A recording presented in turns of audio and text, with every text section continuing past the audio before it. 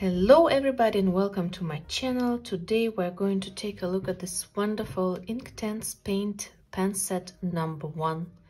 And it is called number 1 because they have also number 2 with slightly different colors. And they actually even have a third set which contains both number 1 and number 2. So if you're curious to see what my impressions are, then stay tuned and keep watching. The reason why I picked up this Inktense paint pen set is for 2 reasons. First of all, I really like the Inktense pencils from Derwent. I use them quite often. And the second reason is that I've noticed that some of the watercolorists, they use this paint pen set instead of watercolors as their travel kit. So for traveling and for quick sketches. So I thought it would be great to give them a go as well and see if I like them. Now let me open the box.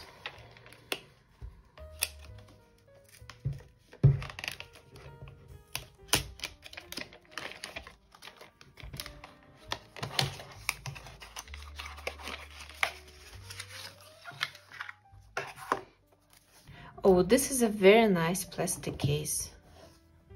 It feels great. You would expect some cheap plastic, but so far it actually feels pretty sturdy. Oh, this is great. So swatch sheet, that's not a swatch sheet. Okay, sun yellow mango, poppy red, dark plum, mid ultramarine, bright blue, teal green, racing green, kiwi, burnt yellow ochre, natural brown, and ink black. So these are the colors here, but of course we're going to swatch them. Oh, this looks very nice. There's also an extra film on top. Ooh. A sponge and a water brush. I must say I'm not a very big fan though when the water brush contains out of 2 sections that you have to keep like that, or what I mean is that I prefer when the water brush can actually fit the area. But let's see how it goes, because in the worst case I can use maybe a Pentel brush. Just a second. Would this fit? No. So Pentel water brush wouldn't fit either, so keep this in mind if you're considering this set. But of course some travel brushes, ordinary travel brushes would fit in here pretty well.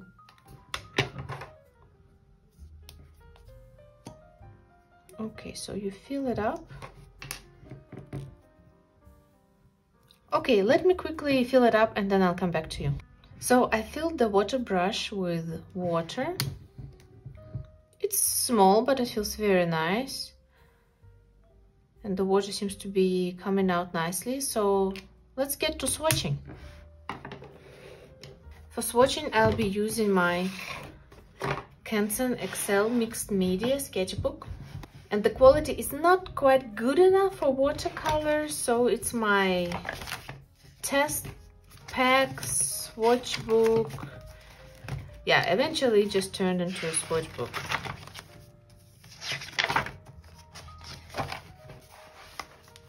So now let's swatch the paints. I'm not going to pre-wet them and just to see how they re-wet.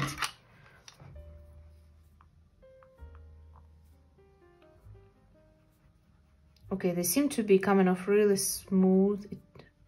Very nice buttery texture. So this one is sun yellow.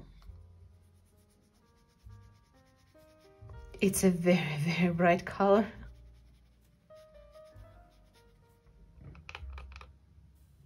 Yeah, I don't know if you can see the texture, but it feels amazing.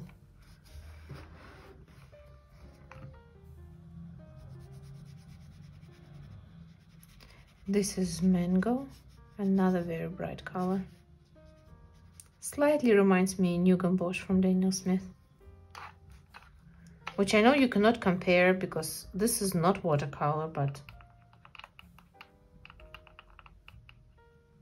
why not? This is poppy red.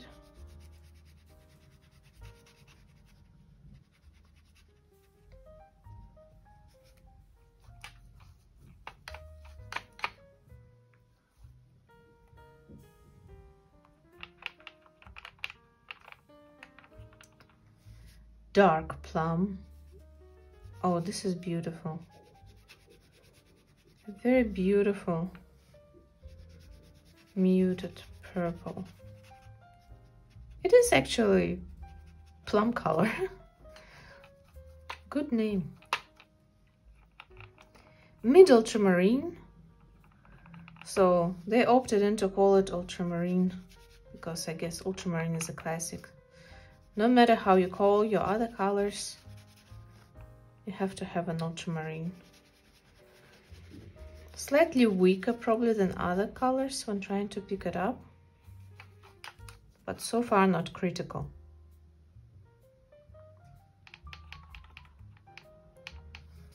Bright blue, which I think is the more or less typical phthalo blue.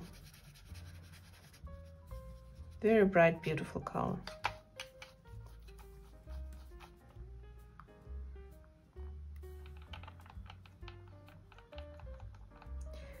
Teal green, which is definitely a typical phthalo green.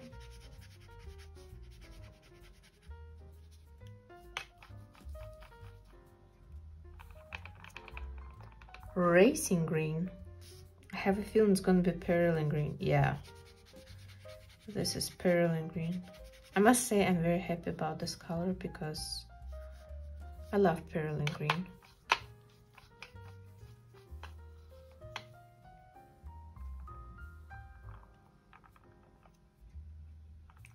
It's a little bit difficult to squeeze out the water from the brush. It requires quite some effort. This one, burnt yellow ochre. Interesting color. I like such muted yellows. Natural brown. Oh, this is very opaque. This is a very thick opaque color.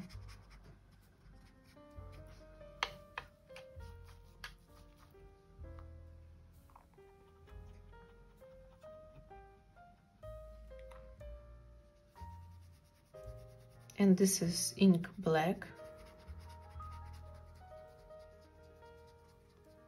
Very, very nice. So these are all the colors.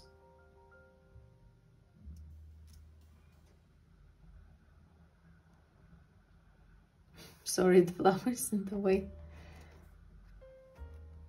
They do look very, very nice, but of course it's not a watercolor.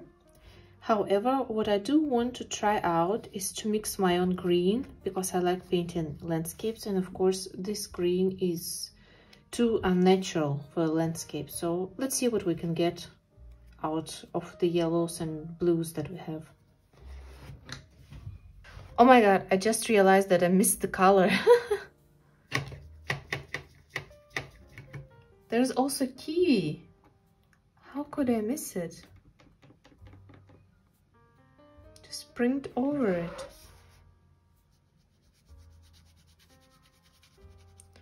Well, that is kiwi. That is a very bright green. Very nice one.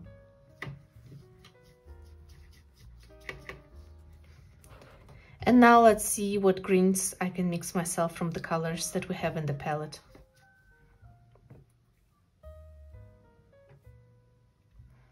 Let's start with sun yellow.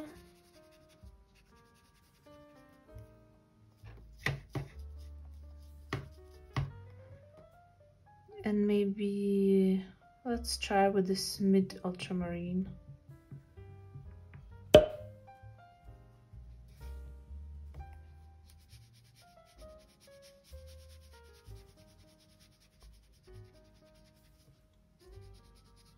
Yeah, it seems pretty nice.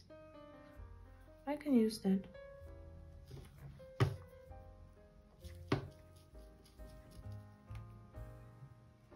And maybe let's try this kiwi color.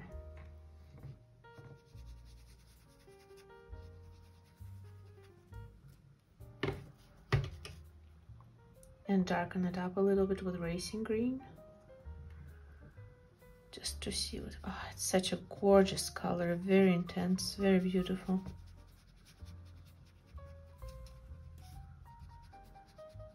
Yeah, that does look like a very nice dark sub green, maybe something like that. But actually this one became much lighter when it dried. Let me see, maybe let's take our mango. It's more of an orange rather than a yellow, but let's see what happens.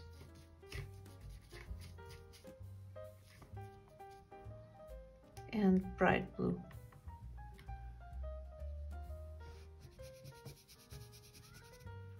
So strong.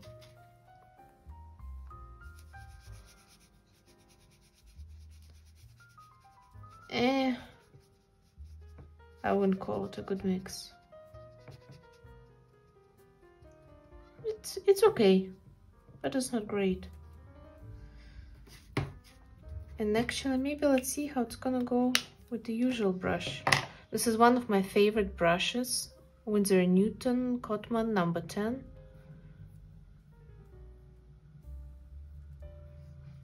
Round brush. So let's try Sun Yellow. It's very nice and easy to pick up with the usual brush as well.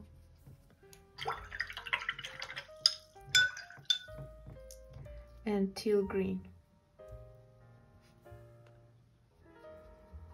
Ooh,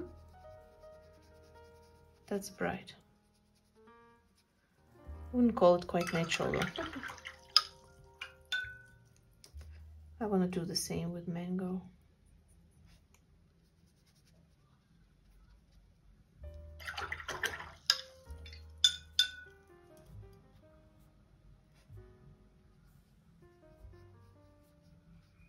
Yeah, that's much better. Yeah, this is closer. Yeah, that's the color I was looking for. And maybe just to test it out, let's try Burnt Yellow Ochre. I don't think it's gonna work, but let's give it a go. And again, Teal Green. Ah, that's not that. So I would say I liked most of all this, what they call a racing green and kiwi. That's kind of darker, muted green. And then teal green with mango. And now let's make a couple of small tests and see how these paints compare to watercolor. I know they aren't, but just for me to learn how they move. So first I'll just drop some water, or quite lots of water actually. And then I'll pick up some of this bright blue, quite a lot. And let's see how it flows. Wow. It actually, yeah, it's definitely not watercolor. It does flow and it flows pretty far, but only a little bit of paint, while the rest remains in the center. Wow, that's definitely a very interesting quality.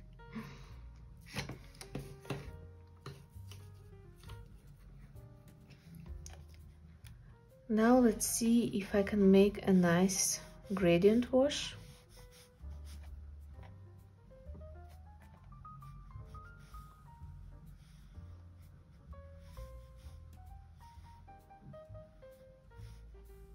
It's an exercise on its own to do it with the water brush. But I just want to see if we can make something nice and smooth.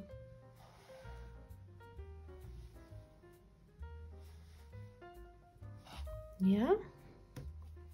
And let's do what we kind of did before and see whether it is difficult to mix two colors together on the paper. How well do they flow into each other? So let's do this. Let's take this mango color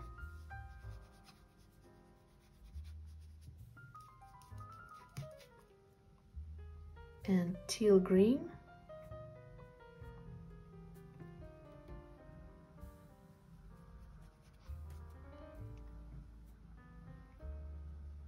I really started far away here. I do not know why.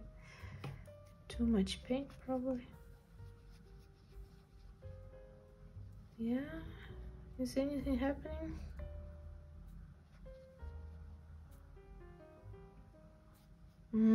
Not really. So you really need to work your way through to make colors blend. Let's try with some phthalo blue. And let's just add some water in between.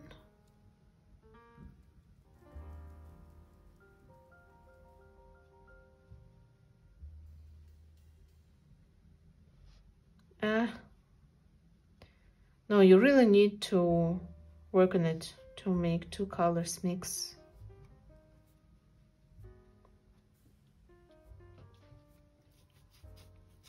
And you can also see the ink leaves quite rough edges right away because I just put the color and it immediately soaked in.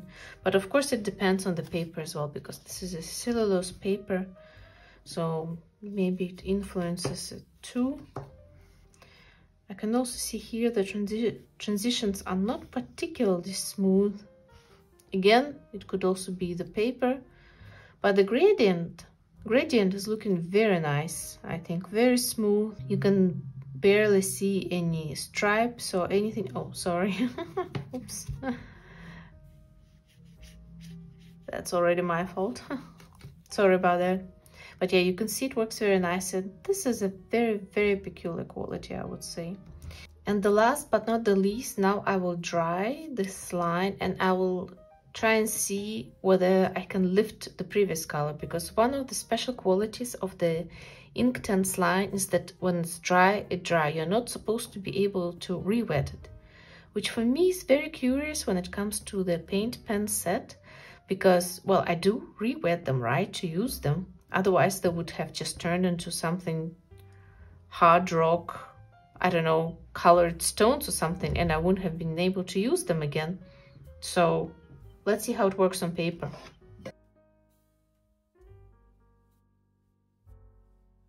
So I've used my heating tool to dry this line, and I've accidentally smudged some paint while I was checking it, but oh well. Now let's see if I can lift just a little bit. I think I can, because here the water did get a little bit of the orangey shade.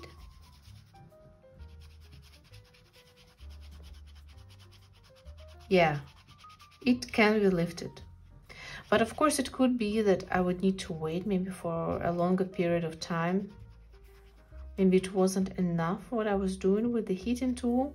But on the other hand, I also really needed to work very hard to lift it with a very stiff brush. I can see that I even ruined the paper a little bit, which is not something what you would typically do. Let's see how it is with the yellow green.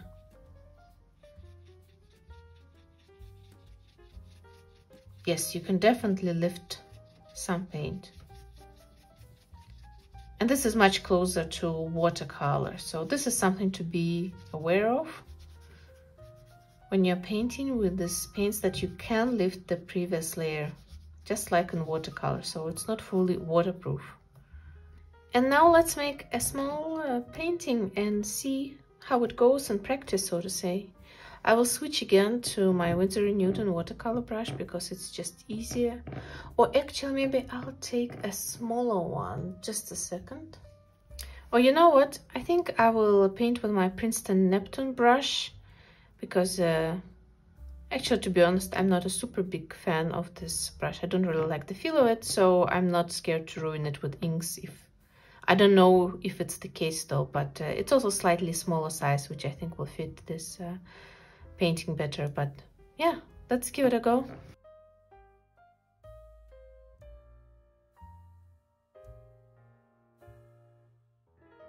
And by the way, I forgot to tell you that actually here you can take out the pens. Just need to be careful with my nails. From yeah, this space, I don't know, the holder, how to call it. And you can also take out the pens themselves. So this is very comfortable if you would like to rearrange them in any way, but you cannot use the usual half pens that you typically use for watercolors. At least I've tried with the ones that I have, and it didn't work. So something to keep in mind.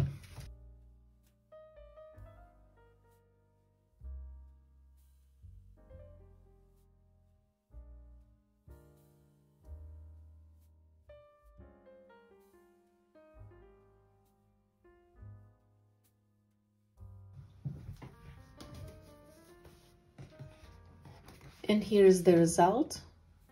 I'm not happy about that sketch at all. I felt like it was a very big struggle for me to paint. And I can definitely see that these Inktense paint pen sets, they're not watercolor, first of all. Even though they do remind a little bit those Japanese watercolors by the consistency, because they're very buttery, they're very smooth, they feel very nice. They are not watercolors at all. So as you can see, I tried to save the sketch with liner. I'm not sure I have succeeded. It looks a little bit better, but okay. There were many challenges for me. First of all, that it was really difficult to blend the color, so I needed to work a lot with the brush to achieve it. So that was kind of tough. Second, it was actually relatively easy to lift the previous layer of the color, and I could see that they would blend in instead of making those nice layer effects that you can achieve with the watercolors. And another thing was that I was constantly picking up either too little paint or too much paint. Or to be honest, I could feel that I was picking up way too much paint, way too concentrated. So I added lots of water, and then all of a sudden it was becoming too weak. And I did also notice quite a significant shift in color when the paint was drying. So this made it a real challenge for me. So, but on the other hand, I do understand how for some people, especially for the travel kit, this set can be better than watercolors even. Like I said, it's very easy to pick lots of pigment, and this can be a great benefit if you're one of those amazing sketcher artists, or I mean, even if you're just one of those who prefer to pick up lots of color and kind of block the shapes on your page and then to go with the details. So that makes it amazing. And the color selection, this palette, I find it very well. I didn't feel like I was missing anything to blend any of the colors that I wanted, and they're definitely very, very beautiful. Also, this lack of blendability can be an advantage as well. It all depends on what you are painting and what you prefer. The last but not the least, I think that the palette itself is pretty good. Of course, I do find that this is a disadvantage when you cannot fit in the water brush right inside, because for me it would be very, very great. But the quality of the mixing area is just amazing. I really do not know how they did it, but it doesn't beat at all. And like, I almost had a feeling like I was mixing colors on a ceramic plate. Seriously, it's just insanely good color. Oh, I'm sorry, insanely good quality. So, and actually we can also see if it's easy to wash it or if anything got stained.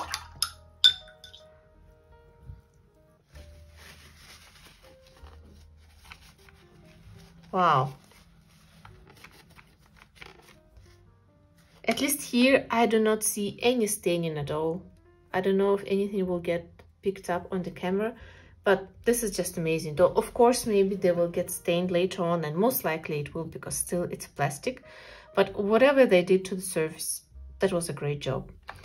And all in all, even though this sketch was a struggle, I actually do see myself painting with them more and again, because like I said, the color selection is amazing. The colors are so bright. They're just like perfect red, perfect blue, perfect green, like perylene green. It's very close to the classical watercolors, and I love it so very much. So I think it could be a great kit also because then you wouldn't feel like you're wasting your precious watercolor paints, because it's just for sketching, it's just for fun, it's just for playing around. So I do feel like they're worth giving a go. But if you are into layering, into the blendability, when you put two colors on the page and then they just mix together, if you are into that, then maybe the set is not for you. But if you're closer, let's say maybe to gouache type of person, I don't know if I can say that, but you understand what I mean, then I do think that this set is worth a try. As you can see, I even tried to layer, or not to layer, but to put a much lighter color on top of the dark one, and it did actually work. It worked more or less like a cadmium, if I was using cadmium orange, for example. So you can definitely see it. So there is lots of ways you could play around with it, especially if you are into opaque watercolors, especially if you're into gouache. I think it's a lovely set, and yeah, I don't think you would regret buying it even if you're into layering, but you might feel like you need more time to adjust for it, because I think I do need to paint much more to adjust to these paints, because this was tough for me. But I definitely can see the value of the set and why some people can be in love with it. I also think that just for the sake of the experiment, I will put it into my travel art kit that I showed in my previous video. So if you're curious about what I currently have in my mini travel art kit, because it's very small, then make sure that you watch my next video. And this is all for today. Thank you so much for watching this video till the end. Make sure that you like and subscribe if you enjoyed it. And also, have you tried this paint pen set? Have you enjoyed it? Did you like it? Do you have some kind of special tips and tricks that maybe I missed in this video? Then please let me know in the comments down below. I would be so happy to read what you think about this set. And maybe you have also tried the other set, the one that's number 2. But anyway, enough of rambling. Thank you so much, and see you in my next video. Bye!